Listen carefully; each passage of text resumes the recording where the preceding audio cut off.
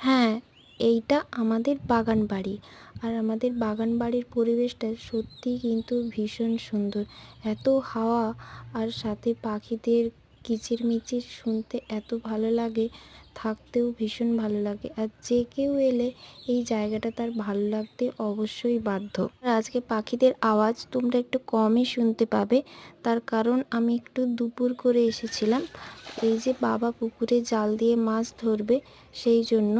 কারণ ভাবলাম কিভাবে জাল দিয়ে মাছ ধরা হয় তোমাদের দেখাই সেটা। এই যে বাবা পুকুরে জাল ফেলে দিল। এবার জাল ফেলে দেওয়ার পর কিন্তু কিছুক্ষণ অপেক্ষা করতে হবে, 2 মিনিট মতো।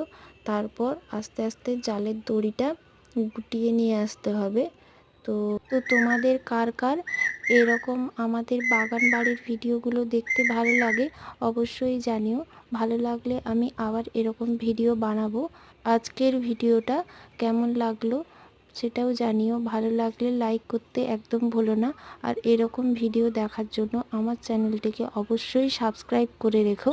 আগের দিনে তোমাদের এই ঝিলটার কথাই আমি বলেছিলাম। এটাতেই আগে ধান চাষ হতো। আর এই ঝিলে মাছগুলো একটু বড় হয়েছে, তাই এইখানে জালটা দেওয়া হলো। আর ওই দিকের যে বড় পুকুরটা দেখালাম, ওখানে মাছগুলো কিছুদিন আগেই ছাড়া হয়েছে, তো একদম ছোট ছোট, ওগুলো এখন ধরা যাবে না।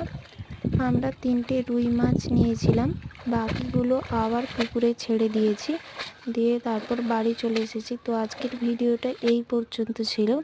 টাটা, বাই, দেখা হবে নেক্সট কোনো ভিডিওতে।